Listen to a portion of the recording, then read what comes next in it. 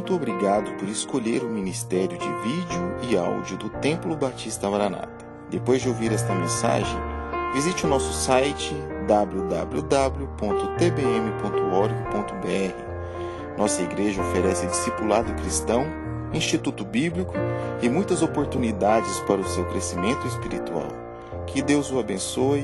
Maranata, ora vem, Senhor Jesus.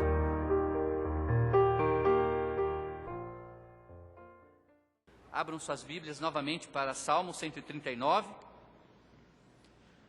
versículos do 1 a 14, novamente. Salmo 139, de 1 a 14. O título da mensagem de hoje à noite é 5 coisas que Deus não conhece. Que estranho, não é? Nessa passagem nós vamos perceber que Deus conhece tudo, e realmente Deus conhece tudo. Mas os irmãos vão entender, né, o porquê do título dessa mensagem. 5 coisas que Deus não conhece. Versículo 1 diz assim: Senhor, tu me sondaste e me conheces. Tu sabes o meu assentar e o meu levantar. De longe estendes o meu pensamento. Entendes o meu pensamento. Cercas o meu andar e o meu deitar e conheces todos os meus caminhos. Não havendo ainda palavra alguma na minha língua, eis que logo, ó Senhor, tu conheces. Tu me cercastes por detrás e por diante, tu puseste sobre mim a tua mão. Tal ciência é para mim maravilhosíssima, tão alta que não a posso atingir. Para onde mirei do teu espírito, ou para onde fugirei da tua face? Se subir ao céu, lá tu estás. Se fizer no inferno a minha cama, eis que tu estás ali também. Se tomar as asas da alva e habitar nas extremidades do mar, até ali a tua mão me guiará, e a tua destra me susterá. Se disser de certo que as trevas me encobrirão, então a noite será a luz à roda de mim. Nem ainda as trevas me encobrem de ti, mas a noite resplandece como o dia. As trevas e a luz são para ti a mesma coisa. Pois possuístes os meus rins, cobriste-me no ventre de minha mãe. Eu te louvarei, porque de modo assombroso e tão maravilhoso fui feito. Maravilhosas são as tuas palavras, as tuas obras, e a minha alma o sabe muito bem. Vamos orar. Deus querido, na tua presença, ó Pai, mais uma vez coloco o meu coração diante do Senhor. Eu quero, ó Pai, pedir perdão ao Senhor, porque em tempos outrora, ó Pai, com certeza eu fiz coisas que não têm agradado ao Senhor. E santo, santo, santo é o Senhor. E eu sei, ó Pai, que o Senhor deseja nos usar, o Senhor, ó Pai, deseja ter plena comunhão. E o que nos afasta do Senhor, que nos separa, é o pecado. Por isso, ó Pai, pelo poder do sangue de Jesus, nos perdoe, ó Deus, nos limpe, nos purifique de todo o pecado. Que nessa noite, ó Pai, o Senhor, que é um Deus onisciente, conhece a cada um de nós presente, ó Pai, possamos de fato lançar todos os nossos problemas, as nossas angústias, os nossos temores aos pés de Cristo e aprender a descansar no Senhor, porque o Senhor é poderoso, o Senhor pode tudo. Deus, louvamos ao Senhor, ó Pai, porque o Senhor deste a nós o privilégio de pregar a Tua palavra, de falar as boas novas. Até os Teus anjos, ó Pai, eles desejaram o mesmo, mas o Senhor concedeu a nós, ó Pai, esse privilégio. Nos dê intrepidez, coragem, ó Deus, para falar as boas novas. Que os hinos cantados hoje à noite, todos voltados para missões, que possamos, ó Pai, viver eles no nosso dia a dia. Fale conosco, ó Pai, nessa noite. Aumente, ó Pai, sobremaneira o nosso amor pela alma perdida. Que possamos, ó Pai, cair de joelhos e derramar lágrimas, ó Pai, pelo próximo, por aqueles que estão longe do Senhor, perdidos, ó Pai, sem Cristo no coração. Eu rogo a Ti, ó Deus, salve almas. O Senhor conhece entre nós aqueles que ainda não se converteram. Mas edifica-nos, ó Pai, aviva-nos, ó Deus, nos deu força, avivamento, amor, ó Pai, para que possamos pregar a Tua palavra. Essa é a nossa petição, em nome de Jesus, amém. Pode sentar, amados irmãos. Versículo 1 diz: Senhor, tu me sondastes e me conheces, tu sabes o meu assentar, o meu levantar, e longe entendes o meu pensamento. Cercas o meu andar, o meu deitar, e conhece todos os meus caminhos. De fato, irmãos, Deus sabe todas as coisas. Nada foge do conhecimento de Deus. Nada, nada mesmo. Mas se Deus é onipotente, é onisciente, que Ele é de fato, será então que existe alguma coisa que Ele não sabe? Sim, a Bíblia nos apresenta 5 coisas que Deus não conhece. E hoje à noite nós saberemos quais são. Em primeiro lugar, Deus não conhece a existência de um outro Deus, vivo e verdadeiro além dele. Amém, irmãos? Não existe outro Deus poderoso como o nosso Deus. Ele não conhece. Nós não conhecemos. Porque não há um ser como Deus em qualquer outro lugar, a não ser o nosso Deus. Digno de toda honra, de toda adoração e louvor. Porque Ele é único e verdadeiro. Ele é o Criador, Ele é o sustentador de todas as coisas. Só com uma palavra, Ele criou os céus e a terra. Com a palavra dEle. Irmãos, Deus Ele é perito em construir do nada o que Ele quiser. Então descanse nessa verdade, nessa promessa, que Deus pode restaurar a tua vida, transformar a tua vida, e do caos fazer tudo novo, porque Ele é perito nisso, amém? Ele pode, esse único Deus pode, de fato. Único Deus, Isaías 43, 10 a 11, diz assim: Vós sois as minhas testemunhas, diz o Senhor, e meu servo, a quem escolhi, para que o saibais, e me creais, e entendais que eu sou o mesmo, e que antes de mim Deus nenhum se formou, e depois de mim nenhum haverá, amém? Nenhum. Eu sou o Senhor, e fora de mim não há Salvador, não há outro. Isaías capítulo 44, 6 a 8 diz: Assim diz o Senhor, Rei de Israel e seu Redentor, o Senhor dos exércitos: Eu sou o primeiro, eu sou o último, e fora de mim não há Deus. E quem proclamará como eu, e anunciará isto, e o porá em ordem perante mim, desde que ordenei um povo eterno, e anunciei-lhes as coisas vindouras, e as que ainda hão de vir? Não vos assombreis, nem temais, porventura desde então não vô-lo fiz ouvir, e não vô-lo anunciei? Porque vós sois as minhas testemunhas. Porventura há outro Deus fora de mim? Não, não há outra rocha que eu conheça. Não existe nenhum outro Deus a não ser o nosso Deus de Israel. Amém? Nós não fechamos os nossos olhos como se fossem pessoas insânias, loucas, falando, jogando palavras ao ar. Nós encurvamos nossa cabeça por respeito ao nosso Deus, por temor, nós dobramos nossos joelhos e nós clamamos em alta voz que Deus é o Senhor, Ele é o único Deus. A palavra de Deus diz em Salmo 46, 10, né? Eu sou o Deus de Israel. Ele fala: calma, silêncio, acalme, eu sou Deus, eu sou o Deus de Israel.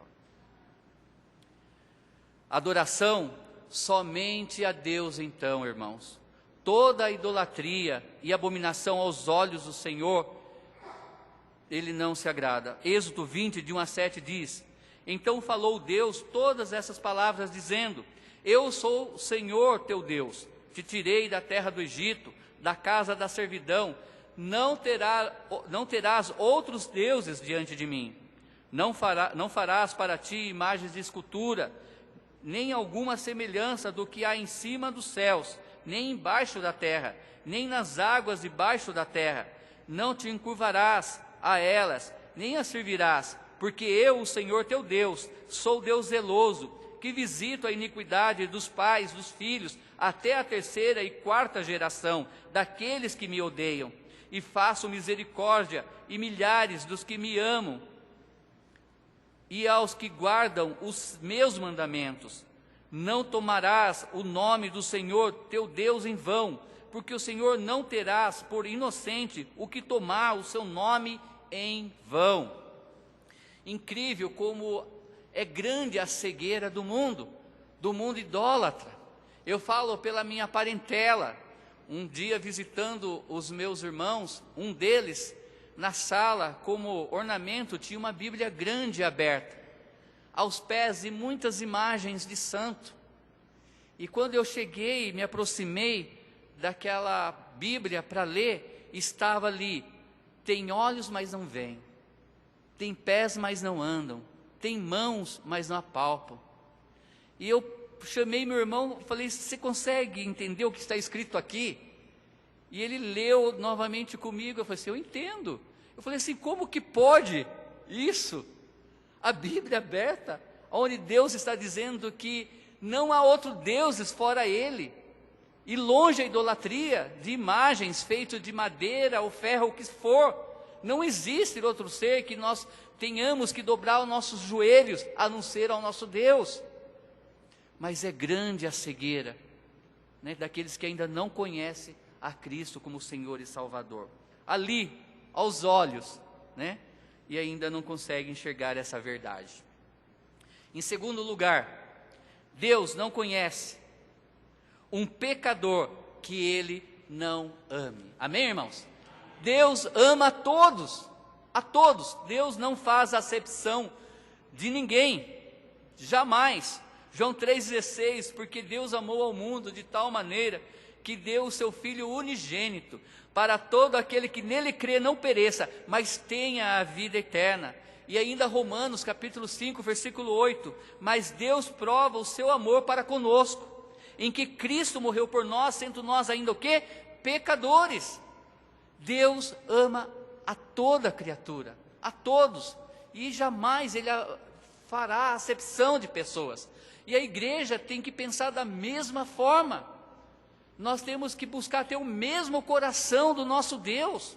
Essas portas, elas têm que ser abertas para todos os tipos de pessoas, todas, porque Deus amou ao mundo, e no mundo há pessoas de boas índoles e há pessoas de más índoles. No mundo há aquelas que querem buscar, desejam a presença de Deus, e aquelas que são assassinas, que matam crianças, mas Deus ama também a eles, a todos, e devemos aprender a receber essas pessoas na casa de Deus. Precisamos acolher essas pessoas. Deus, é um fato, Ele odeia o pecado, mas Ele ama o pecador. Ele deseja alcançar a todos, a todos. E Senhor, coloca em mim esse coração, um coração que não faz acepção de pessoas. Como é difícil, irmão, porque muitas vezes nós olhamos andarilhos nas ruas e são várias as vezes que passamos como se eles não existissem, como se não estivessem ali. O pastor Rômulo, ele sempre fala de uma figura, e eu concordo com ele. Madre Teresa de Calcutá realmente foi uma pessoa que viveu o segundo mandamento deixado pelo nosso Senhor Jesus Cristo: ame ao teu próximo como a si mesmo, ao ponto de carregar aidéticos no colo, ao ponto de limpar a ferida da lepra ainda no colo dela. Realmente foi uma pessoa que se entregou de corpo e alma, pensando no próximo. Devemos buscar ter esse coração, amém? Deus, Ele ama a todos, e Ele deseja que eu e você também vivamos isso. Ribeirão Preto é uma cidade, irmãos, que tem muitos andarilhos, demais. Em quase todos os bairros você encontra andarilhos, e nós temos orado muito por isso, para que Deus nos dê esse ministério, para trabalhar com pessoas assim também. Porque eles estão no pensamento de Deus, eles estão no coração de Deus. Com certeza Deus deseja muito alcançá-los também, como qualquer outra pessoa. Um jovem casal perdeu seu único filho. O pai então ficou irado com Deus.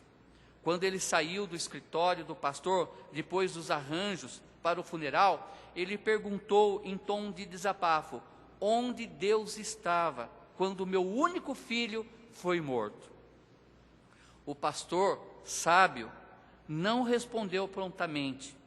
Por horas o pastor ficou matutando, pensando sobre aquilo, e finalmente achou então uma resposta.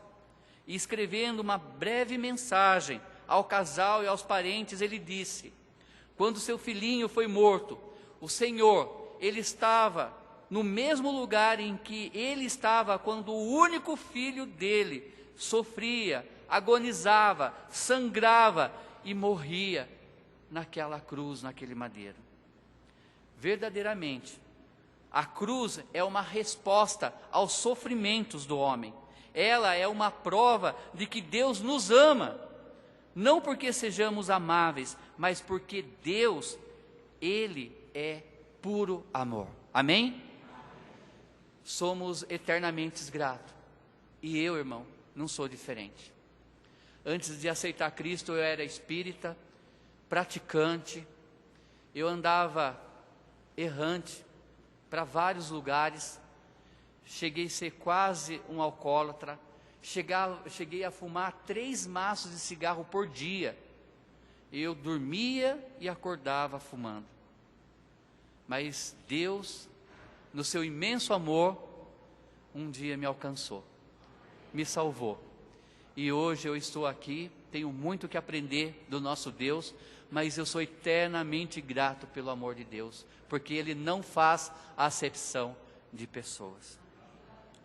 Deus ama profundamente a todos nós, amém, irmãos? A todos. Em terceiro lugar, Deus não conhece um pecado que Ele não odeie. Santo, santo, santo é o Senhor, amém? Deus odeia o pecado porque o pecado degrada, humilha o ser humano, criado à imagem e semelhança do nosso Deus. Vejamos, irmãos, como Satanás, ele iludiu a primeira família com falsas promessas, dizendo que eles seriam como Deus se eles comessem aquele fruto.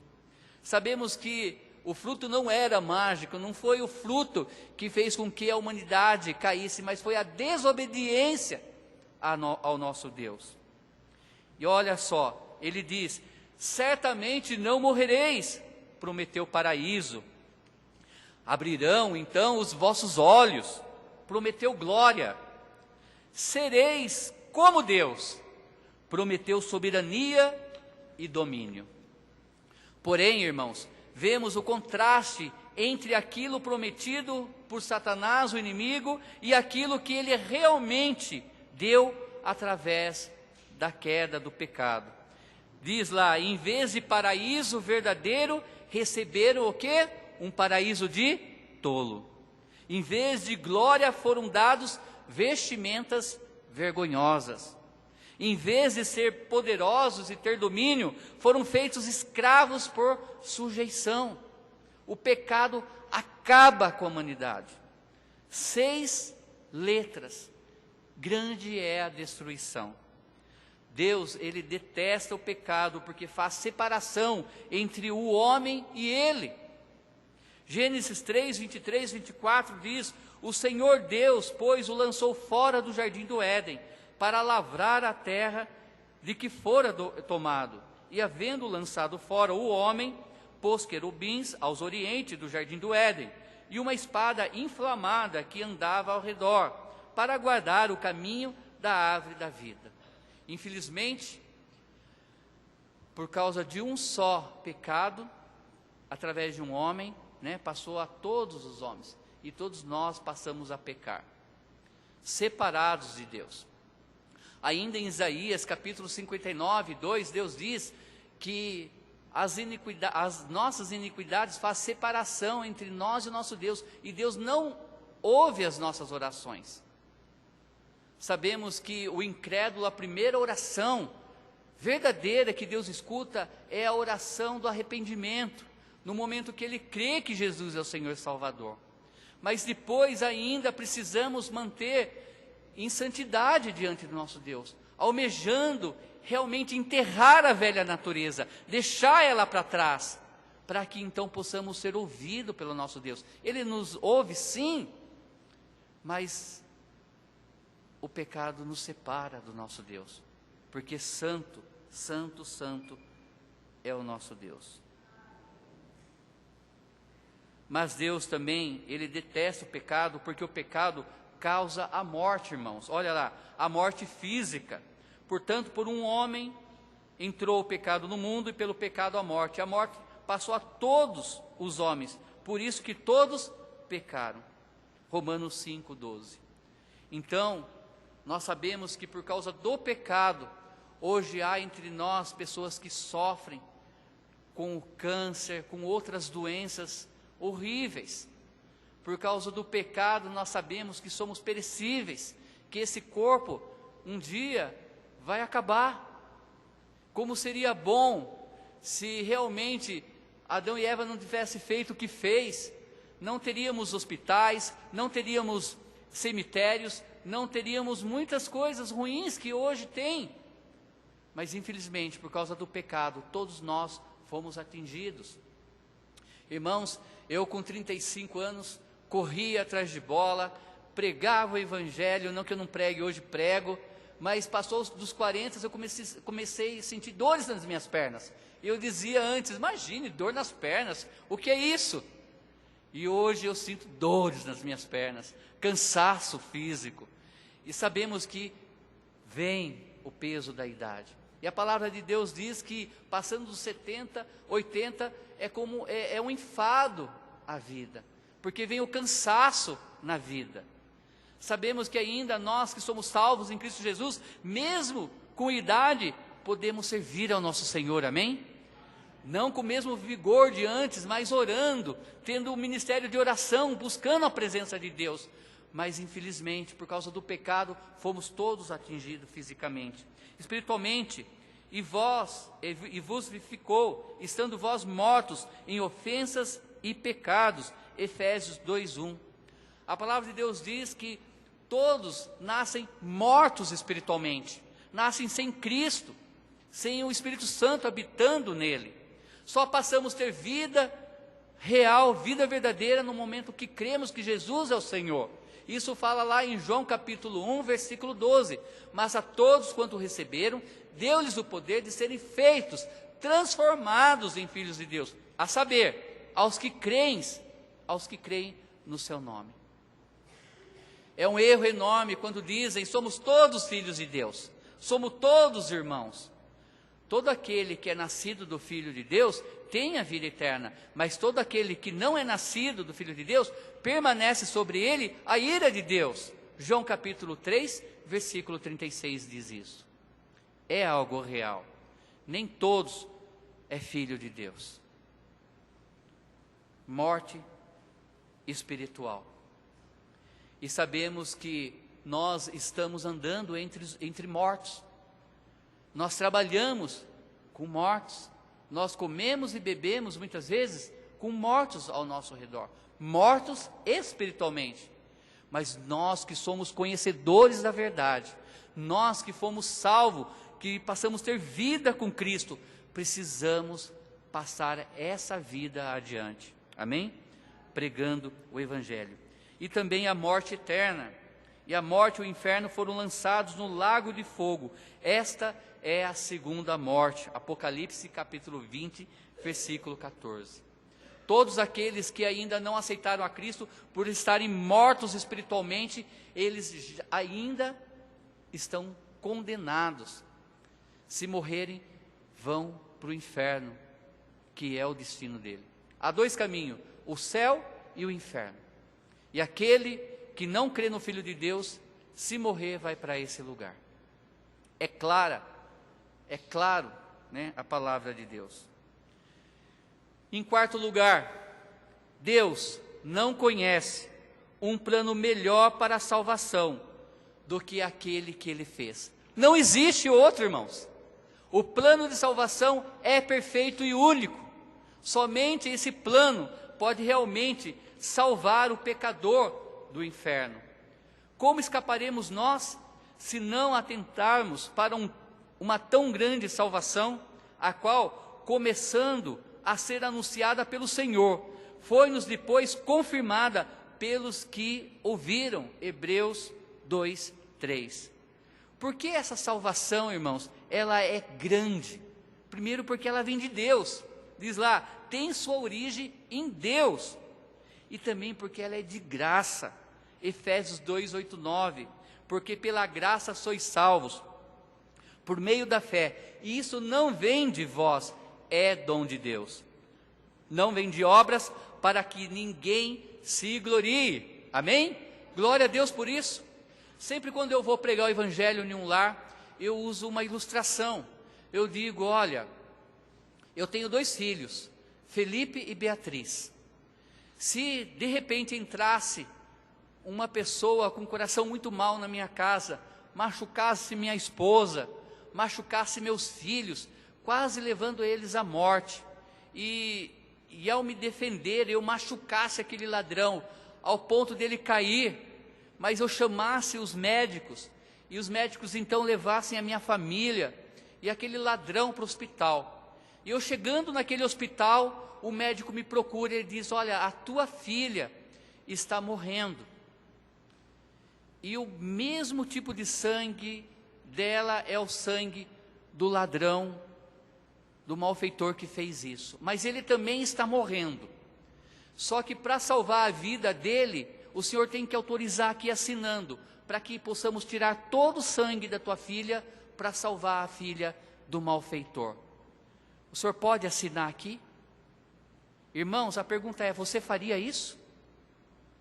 De coração você faria isso? Você iria autorizar tirar o sangue, ao ponto de que o seu filho morresse, para salvar a vida de uma pessoa que quase que tirou a vida do seu filho? Sinceramente não. Não iríamos fazer isso. Mas Deus prova o grande amor dele, por ter um único filho. Deus não tinha outra escolha. Ele tinha um só filho, eu ainda tinha 2. Deus não, somente um. E Ele deu o seu filho para morrer por nós, sem fazer acepção de pessoas. Ele não morreu para os bons, porque a palavra de Deus diz que Ele não veio para curar os que estão bem, mas sim os que estão doentes, para salvar os pecadores. Amém, irmãos? Deus, sem fazer acepção, entregou o seu único filho para salvar. E essa salvação é gratuita, é de graça, não precisamos fazer nada. E não pelas obras, como eu sempre digo, uma pessoa que ajuda orfanatos, uma pessoa que ajuda os pobres nas ruas, uma pessoa que faz muitas benfeitorias na vida, e ele fica cheio de satisfação por servir ao próximo, e ele morre, mas sem Cristo. E ao mesmo tempo morre um mendigo, que não pôde fazer nada, sem recursos, mas aquele mendigo aceitou a Cristo. E aquele homem rico, então, ele fala assim, mas Senhor, eu fiz tantas coisas com o meu dinheiro, eu ajudei tantas pessoas, eu fiz tantas coisas ajudando o meu próximo, e eu não posso entrar.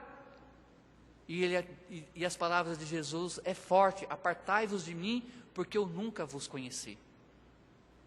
Porque a palavra de Deus diz que a salvação não é por obras, ela é de graça, amém? É de graça.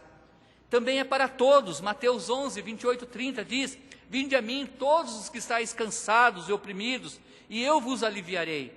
Tomai sobre vós o meu jugo, e aprendei de mim, que eu sou manso e humilde de coração, e encontrareis descanso para as vossas almas, porque o meu jugo é suave, e o meu fardo é leve. Amém?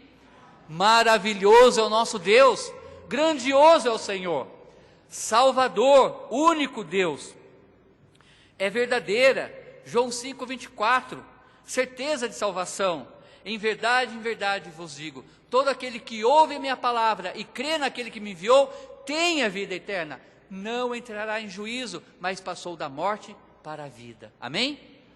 Ele diz, tem a vida eterna. O verbo está no presente, você tem agora, se realmente você crê. Aquele que ouve, e você está ouvindo a palavra de Deus nessa noite, escutando a palavra de Deus, se você de fato crê, então você passa a ter vida eterna. Ele conclui, você não será mais condenado, lançado no lago de fogo, mas você então passou da morte espiritual, na qual você nasceu, para a vida eterna. Amém, irmãos? Isso é importante. Deus conhece o teu coração.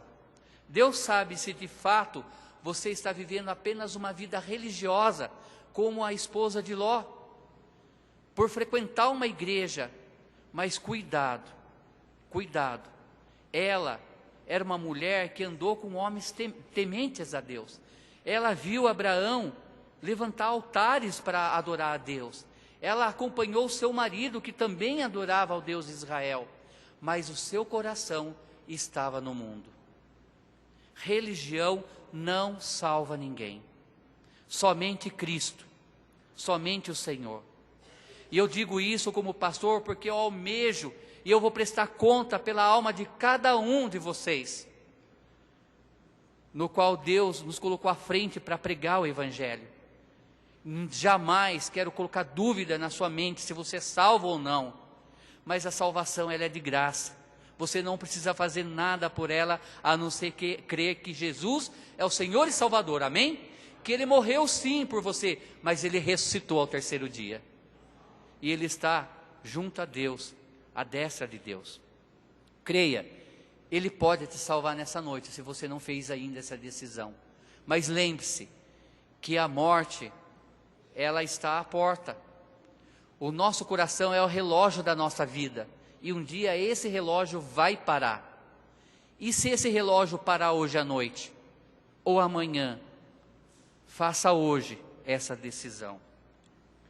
Também, porque a salvação ela é grande, porque ela é única, Atos 4:12 diz, e em nenhum outro há salvação, porque também debaixo do céu nenhum outro nome há, dado entre os homens, pelo qual devemos o quê? Ser salvos. Não há outro que possa nos salvar, irmãos. Ninguém, somente o nosso Deus. Também ela é eterna, e também ela é para sempre. João 10:28. E dou-lhes a vida eterna, e nunca hão de perecer, e ninguém as arrebatará da minha mão. Amém? Nós podemos descansar nessa promessa, que uma vez salvo, salvo para sempre. Cristo morreu uma única vez, para que, por uma única vez, eu e você fôssemos salvos por Ele. Amém? Por último, em quinto lugar, Deus não conhece um tempo melhor para que você aceite esse plano de salvação do que agora. Amém? Não há outro momento. Não pense você, eu vou pensar nessa questão, eu vou deixar para depois. Não há tempo a perder. O tempo da salvação é agora. 2 Coríntios 6:1 e 2 diz: E nós, cooperando também com Ele, vos exortamos a que não recebais a graça de Deus em vão.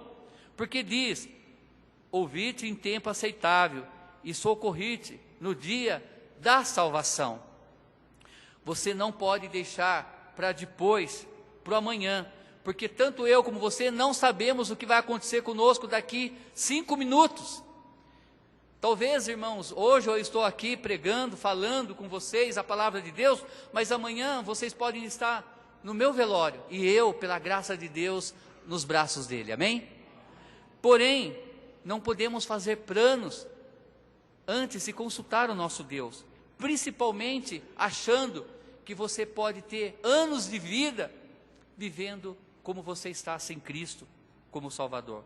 Tiago 4:13, 16 diz assim: Ei agora vós, que dizeis, hoje ou amanhã iremos a tal cidade, e lá passaremos um ano, e contrataremos e ganharemos. Digo-vos que não sabeis o que acontecerá amanhã, porque que é a vossa vida? É um vapor que aparece por um pouco e depois desvanece, acaba.